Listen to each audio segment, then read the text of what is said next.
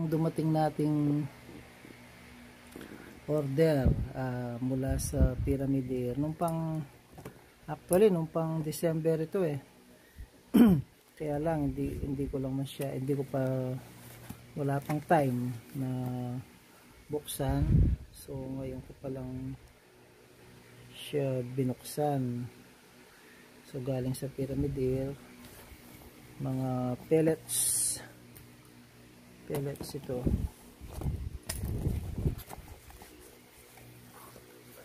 Ano lang, apat na dali lang, apat na pellets lang.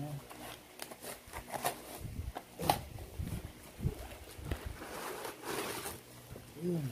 Uy. May kasama pang brochure. May kasamang brochure.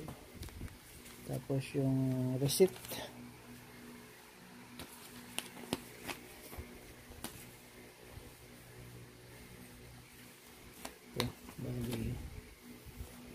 Ito yung galing sa Pyramid Air. So yung bali lang siya, yun lang. So may kasama siyang brochure sa loob ng box, naka ganon. Ito yung brochure ng Pyramid Air nung last month siguro to, or November, kailan ba na-order ito? October or September, last year. Oo. Tapos dumating na December. So ito yung mga binebenta ng Pyramid Air. Pati presyo nila. Ang mahal ng Air Arms, ano yan? XTI 50 field target. $4,000. Wow. Tapos ano ito? S510 Access Tactical 2,000. Mahal din Tapos Air Force. Yung Texan, yung big bore na may 30 caliber, may 357 at saka may 50 caliber, 51 caliber. Pang baboy damo. Si Tom Gaylord, until now nagsusulat pa si Tom Gaylord sa Pyramid Air.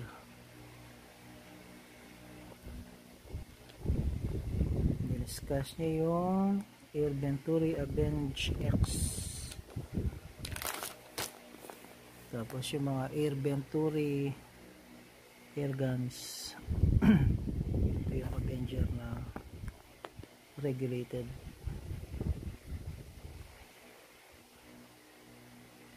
Bench X yung modular, pwedeng battle, pwedeng tube. $499. Tapos ano to, Bara, yung bago, yung Bara air guns. Ano to, custom ano to, Biman, yung kahit mumurahin lang itong Biman kahit sa anong tawag doon, sa Walter Mart makakabili ka ng Biman kasama Amazon. Benjamin, ito Marauder. One of the all-time favorite, yung mga isa sa mga naunang PCP pagkatapos ng Benjamin Discovery. Marauder. Ay, Lothar Walther na pala itong Marauder na to. 0.22 Lothar Walther. Pwede rin Crossman barrel. Mas mahal siguro pag syempre pag FW. Hawk Puncher scope. Mga Beretta air pistol. Crossman CO2 siguro to, o CO2, tsaka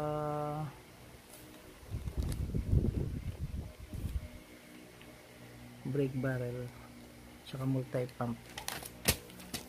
Daisy,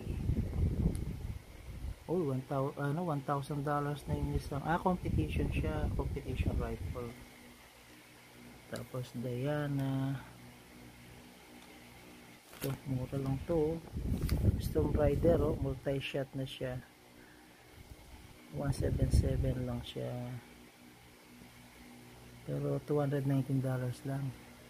Mga JSBs, pag JTS air guns,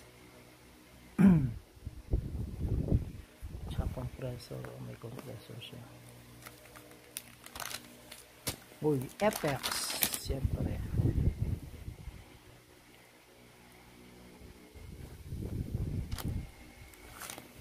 Pantera.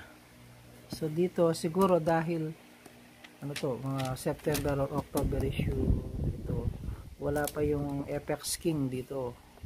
So ngayon meron lang yung pinampalit sa Apex Crown, yung Apex King. Wala pa dito sa brochure. Gamo, Glock, yung mga Glock na ano, air pistols, 177 CO2.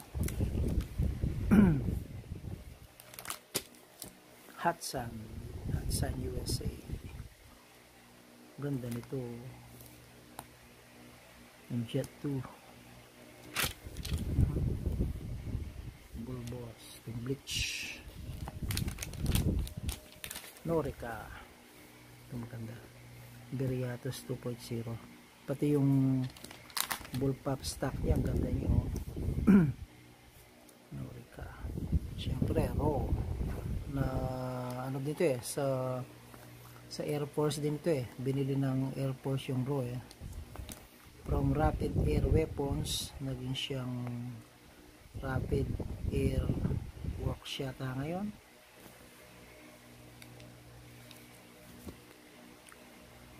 Ito yung ano, compact micro antenna. Seneca, yung mga big bore, 50 caliber ito.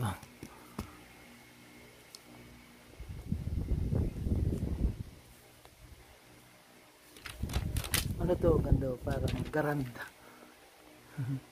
Style Garand, M1, M1 talaga Garand talaga yung mga Smith & Wesson, Umarex Gauntlet, yun to. Umarex Gauntlet.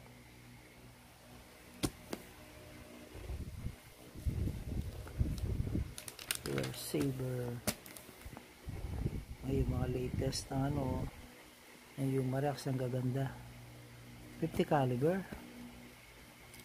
Uy, may gauntlet ng ano, 30 caliber. Tapos yung mga German made rear rock, brake barrel. Tapos ito PCB. Excuse me. Mga crossbows, paborito ng mga American hunters.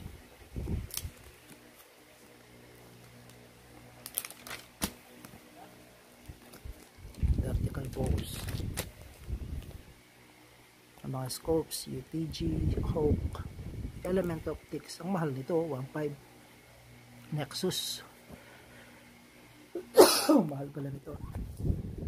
Tapos yung mga compressors, tsaka hand pump, PCP tank, SCBA.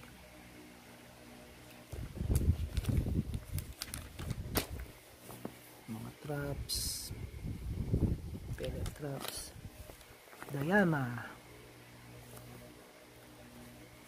mga German made din ito ito mga Diana na to.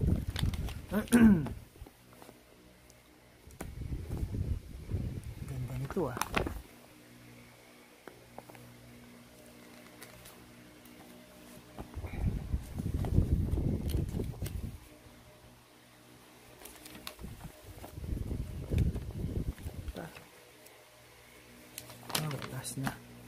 Tenorica, ito yung maganda. Viriatus 2.0,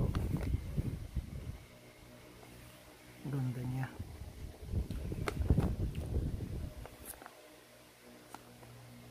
Okay, so balik na tayo dito. Ito yung FX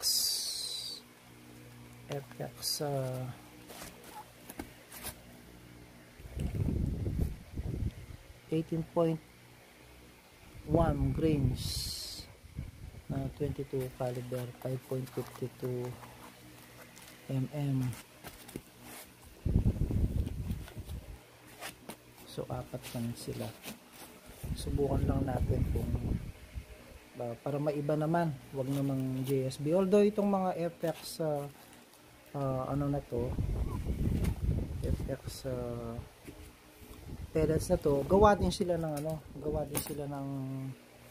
JSB sa company sa Czech Republic, dating Czechoslovakia sa Czech Republic. So yung ginagawa ng, kasi imbes na gumawa yung FX company ng sarili niyang pellets, pinapagawa na lang niya sa JSB, kasi malaki yung factory ng JSB. Tapos maganda yung ginagawa nilang mga pellets, maramihan. Tapos hindi ko mabuksan. Sandali.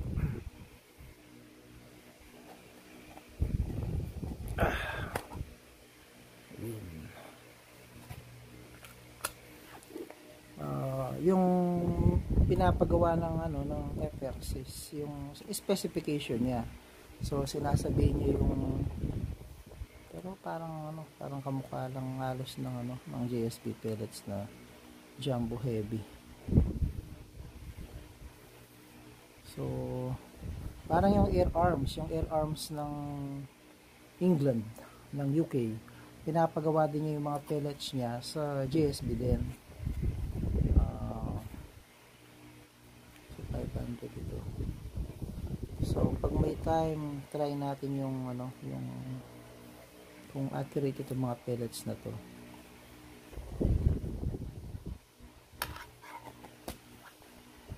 So same din. Alam mo kung galing sa US may sila sa puwet, may puting sticker, parang yung JSB. Yung galing ng Dubai, wala silang sticker na ganun sa puwet. Wala silang white sticker. Parang yung sandali, kunin ko yung JSB. Itong JSB Jumbo Heavy Diabolo 18.13 grains. Pag galing sa Amerika, ganito siya sa likod. Dito, bali nabili din ito sa Pyramid Air din. Minsan kasi sa Pyramid Air ako nagpapakuha, minsan naman sa Airguns of Arizona. Depende kung saan may promo. Ito, galing Dubai. Yung mga galing Dubai, ganito yung fit nila. Wala silang puting sticker. Usually ganito lang sila. So alam mo yung kung nanggaling kung nabili sa Dubai, sa pangalan ng store na yun. Nakalimutan ko na. I forgot. Malala ko rin. So pag US ganito, meron silang sticker sa likod.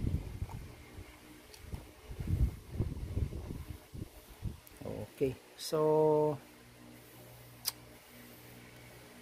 pag may time, subukan po natin kung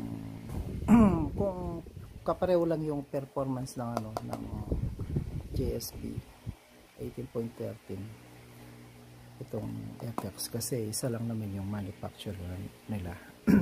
Okay. Medyo inuubo. Okay, salamat po.